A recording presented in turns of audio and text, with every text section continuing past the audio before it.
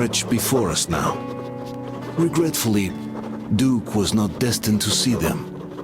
Was his death a fault of mine? Was everything that happened on the bridge? It could be. It's a cruel world that we live in, and it's not our responsibility to fix it. We only wanted to pass through, and it was not my fault they screamed for blood. Their zealousness reminded me of the Metrô, where people are indoctrinated into a lie, that the world is dead and there's nowhere to go. Anyone who questions it gets fed a different lie, that the war is still going on. Here it's electricity is a sin. Same difference, really.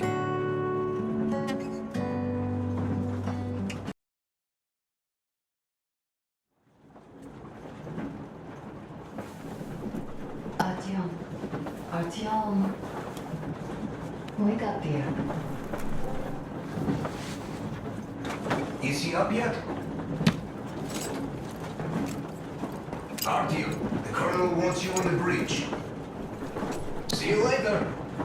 Come on, wake up.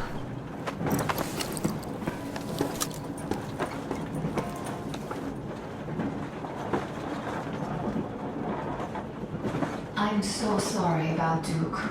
He was just a boy, really. He kept asking me for advice on how to become more attractive to a girl he knew, what to say to her. He couldn't wait to come back to her, proudly wearing scars and medals. Stay here for a bit, Artyom.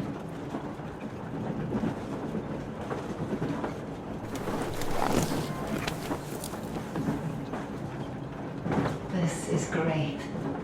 I wish I could stay like this forever. Artyom, when you climbed those ruins back in Moscow, with your radio, did you imagine our life on the surface at all?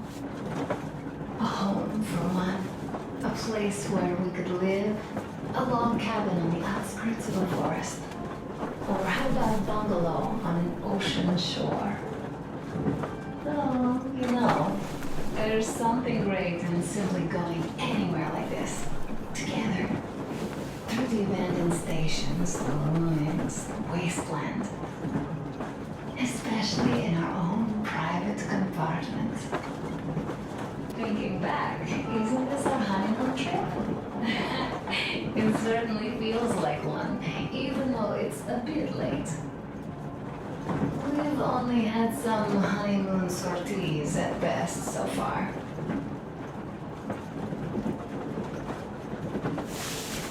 Alyosha keeps telling everyone Duke could have jumped off the bridge in time.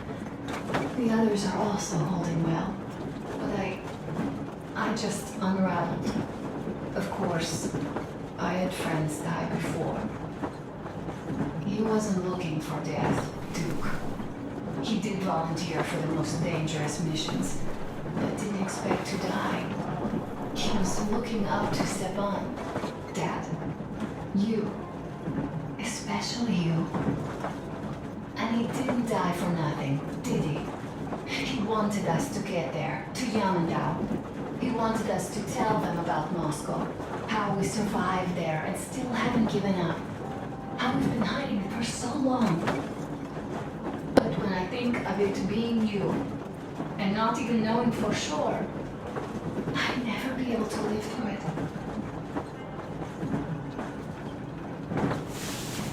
So, you think I should just let it all out? I don't think that'll make me feel better. I've been thinking, back home, we buried our friends at home, and avenged them at home. That home and life there sucked. We were kept there with chains. No, even worse, with lies. And now we are looking for a new home. But here, it's someone else's home, and we are not invited.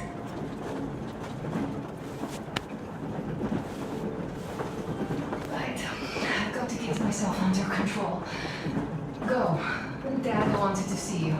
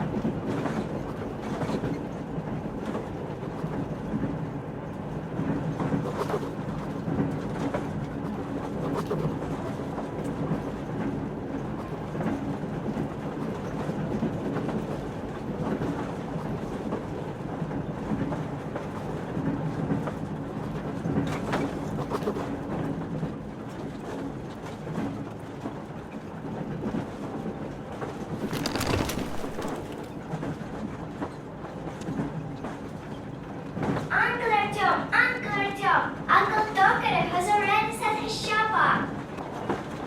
Wanna go look? It's so cool. Here, Uncle Artyom. Ah, hi, Artyom. See my new place?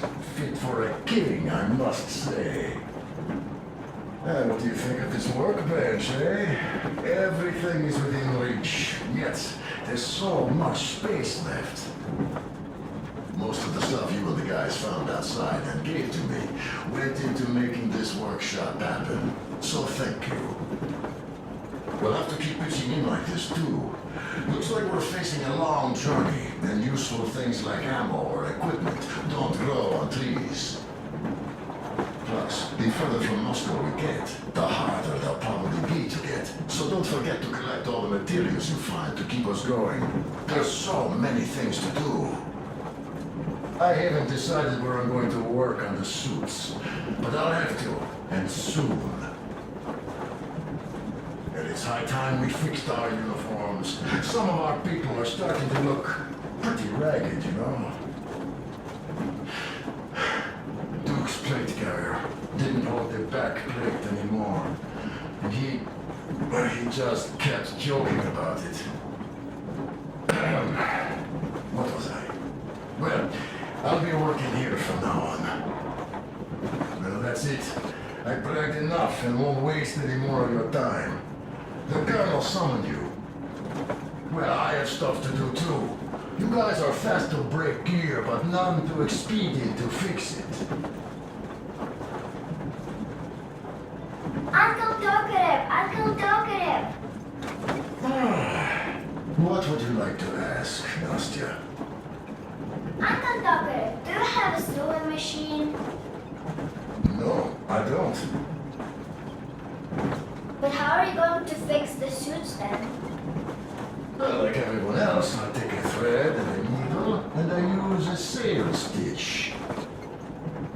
Wow, cool! Can you teach me? I sure can, but later. I've got work to do. Will you let me fix Sam's rifle strap? Well, sure thing. Oh, but under supervision. Sam is so strict, you know. Hurrah! And Uncle Sam isn't strict at all. He's kind. All right, look here. I'll show you once. Now we do this. I see. Don't rush it here. Yes. You have got to be careful here. See? Got that. Don't rush it here. I see.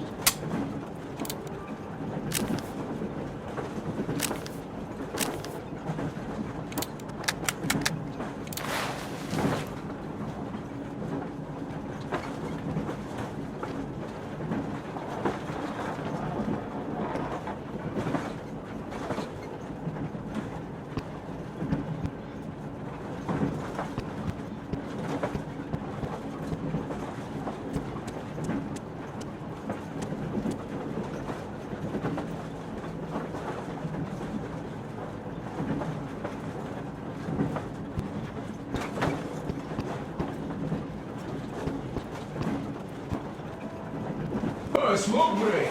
That's good.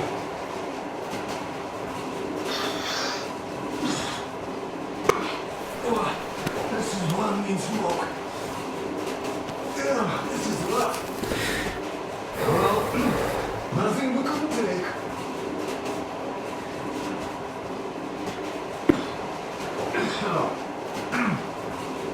Well, you are the right kind of guys. You, Colonel, Duke, swell job on that beach. He was a great guy. May he rest in peace. Yeah. So, what did I want to say? Yes. Thank you. You people accepted me, and I'm a simple guy. I will pay that debt back, okay? So, how do you like it out here after the tunnels? Freedom, huh? Sure thing. So much space. It feels too empty to me, you know. Just reeds and ruins and those damn mutants. Hate them.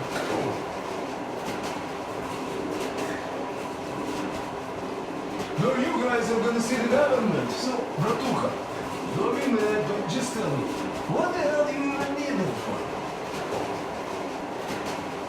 Well, of course it might be interesting to take a look, but throughout all of my rambling, I only met two kinds of ex-government people. Dead ones and gang leaders. And let me tell you, the latter are much worse than your typical blanket. They just have to make a speech before doing something wrong. So what I mean is, I didn't really care about the government even before the war, much less now, when everything's long since gone to shit. So what for, really? I'm a simple man, until which I told I'm with you, that means I'm with you for the long haul. But I'd much rather find a nice place to live at than go see the government. Of course, they could give us luxury bunkers or something. Well, that's it. You seem cold. We'll get warmed up a bit, I'll smoke some more. There's stuff to think about. Or just say, we have enough space now.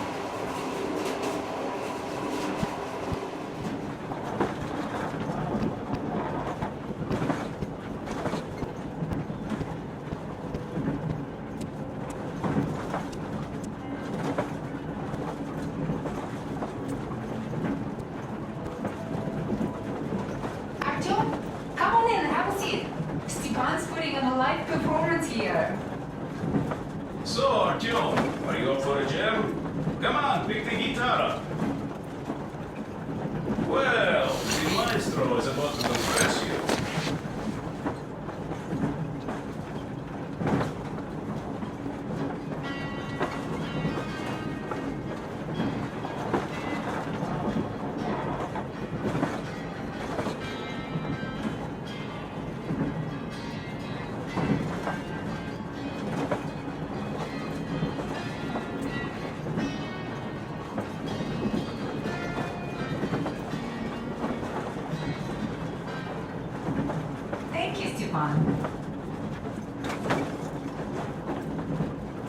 I'm sorry to ask, Katya, but Nastya's father, he's dead, isn't he? Does Nastya know? He is. I tried keeping it a secret. Told her he left for the market. Around 3 days passed, and I still kept it in. I just sat there with a needle in my hand and didn't see anything. It was all black before my eyes. And then she snuggles up to me and says, "You should cry, Mom. You will feel better." Sadie used to say it. So I cried and cried. She knows. She knows it all. I'm sorry, Katya. I'm so sorry. Let me tell you how we ended up at the bridge. We used to live in northeast from here. Quite close if you go in a straight line. But it took us a month. Everything's bombed to rubble out there. Yermak asked me and I told him. Sadie used to say there were lots of military factories out there. Not just military, of course. General industry. And now you can't pass through there even with filters. The radiation is so high. No railway either, just crater upon crater. We were quite far, but our counter still went crazy. One route appeared intact. There was nothing to bomb. So we used that one thinking we'd get further to the west, but of course they did not let us cross the bridge with the diesel. They said it was satanic. They were ready to let us stay if we gave them the diesel to cleanse transit. So we stayed. And then we couldn't leave, even if we wanted. That old goat, Father Silentius, brainwashed everyone, so they would just pray and bow non-stop. They broke our diesel down with their bare hands and threw it into the river. Purification. And on top of it, they gave us trouble for not helping them. Xenia went to check what was going on, and there were only locals there, because Silentius and the Scatina had sent our people away to test them. He said that if they wanted to be truly accepted, they had to defeat a demon. Xenia went to stop them. But it was too late. He only found burnt rags. And then they sent him to the sea. He never came back. Gotcha. I'm sorry. I didn't know. Well, you really didn't. What's done is done. It kind of got so glum in here. Perhaps you, Stepan, could play us something. Sure thing.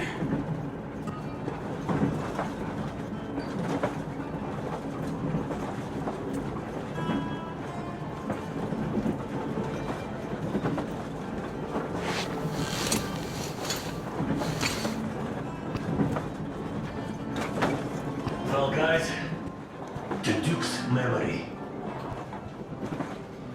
Hey, Artyom, the colonel's waiting for you on the bridge. Stop with this funeral mood! It is Duke we are talking about. Do you recall how he came back from the library? Same thing here! Well, yeah, that time he pulled a fast one on us. We had the drinks ready. Sam said everything. Was a good speech, too. Thanks. Well, that is true. Don't be shy. So, Sam ends his speech, and then Duke asks, "Where's my drink?" So that is why I say we should wait. He came back from that library. And this is nothing. We will pick him up on our way back. If we leave to go back. Oh, come on! Well, I just think we should still drink to Duke's memory. And if he's alive, that's only a good omen. Sam, what do you say? I'll drink later. Gotta finish cooking. Okay. Let's drink! All right, let's.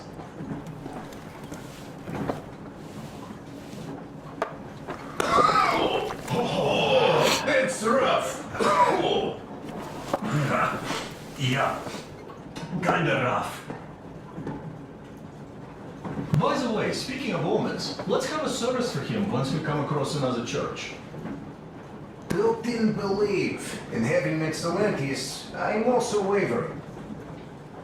Well, Silentius' god is definitely a lost cause. But I imagine Duke would like Valhalla. A paradise where fallen heroes spend eternity feasting and fighting. A good fit for all of the people we lost. Yes, this is worth having another drink for. To our guys having fun in Valhalla!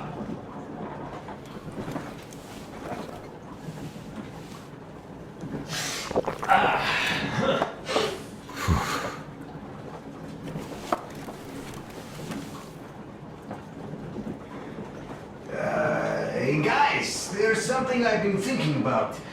What does everyone expect of this trip? Duke used to say that he just couldn't spread his wings back home. He was too eager to win that girl over with heroics. He thought that outside he'd have space for that. And why did you come? Well, my heart is aching for true romance. But in the Metro, all women want a solid relationship, a reliable husband, a real provider. Enough of that smug smile. It's unbearable. Not that I've had much better luck here so far. As soon as Katia came aboard, Stepan started cooing around her like a peacock. You should be happy. Katya is a tough girl. You'd be under her thumb in no time. That is unlikely. I'm not the kind of man to upstage his friend in a contest for a lady. Especially when that friend promises to break my arm!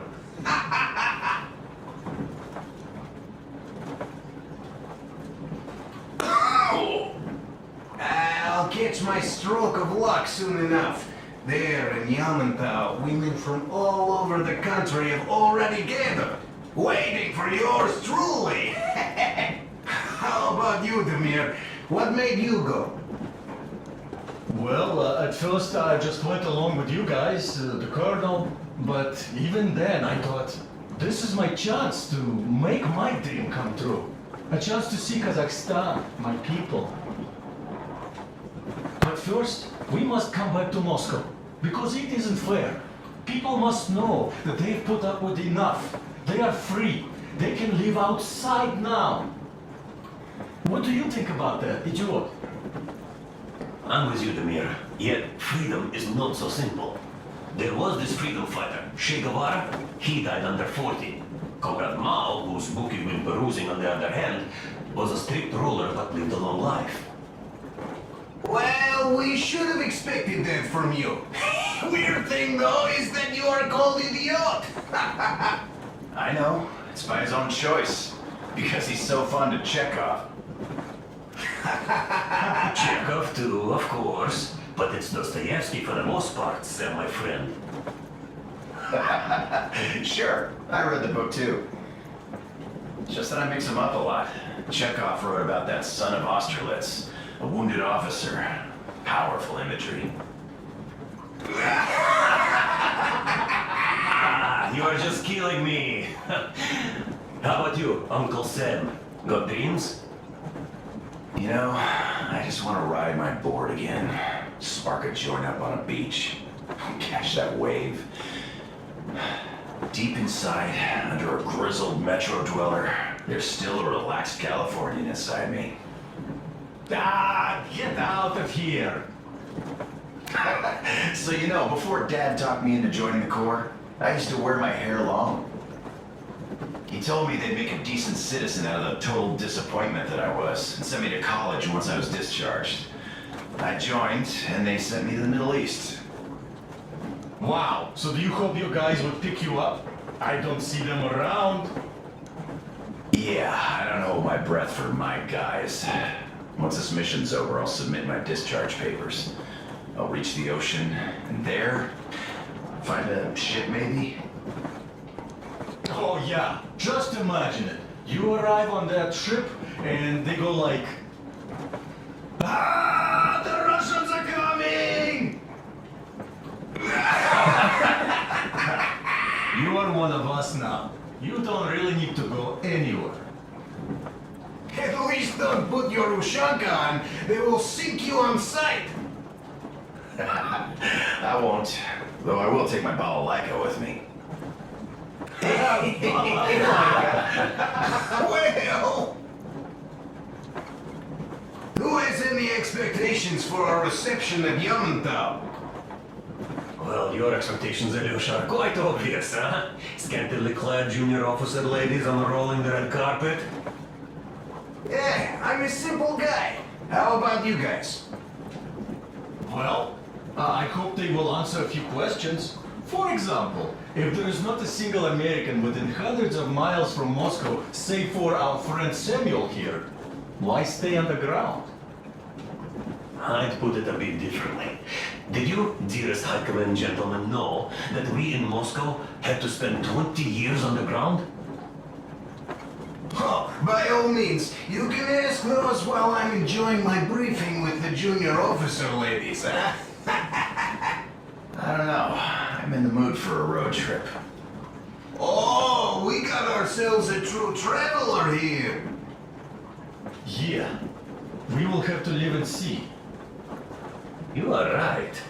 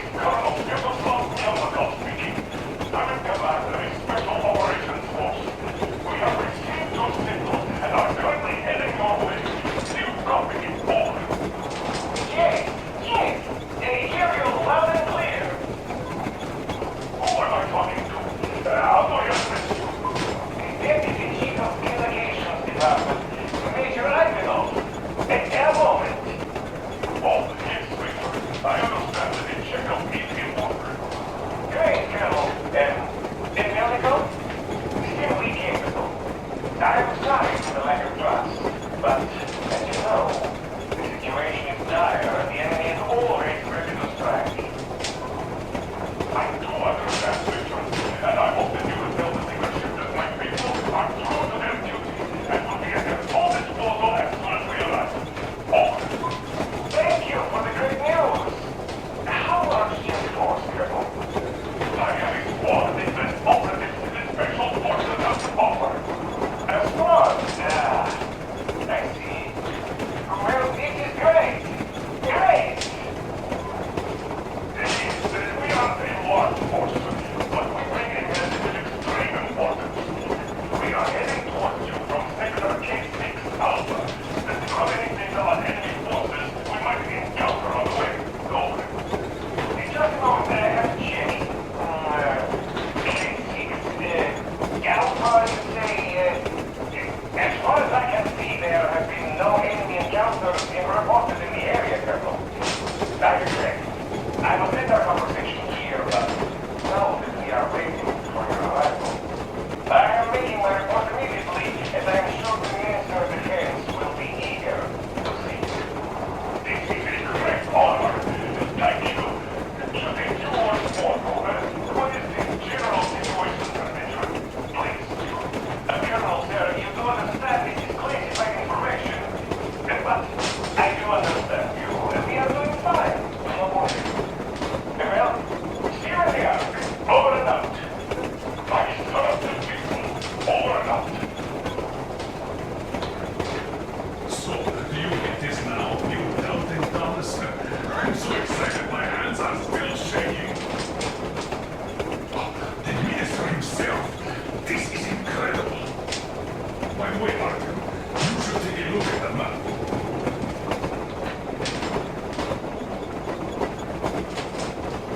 As you can see, we're heading almost straight to the Yamato complex. Katia and Chris tell me that the line there is in decent condition. Surprising, really, taking into account the number of priority targets there. So we can hope for smooth sailing from here and right to the very destination. It's not even that far, but our speed depends on the state of the track. So I think it's going to take us quite some time to get there. So, you're back. Where were we? You were saying, it's all about results.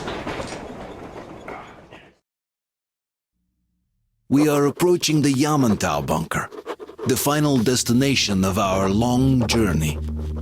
Direct radio contact with the bunker has completely dissolved Miller's resentment towards me for destroying our previous lives. He is eagerly anticipating the meeting with the Minister of Defense he was promised. Probably such things are important for a career officer. The people, though, are less interested. They are asking important questions. Where are the occupying forces? Why is there just wilderness and people gone wild around? What's stopping the government from restoring the country? What was being done in the last 20 years? Miller believes that we'll get all the answers. He will be pardoned, as well as Anna and I. And we will all return home to the Metro.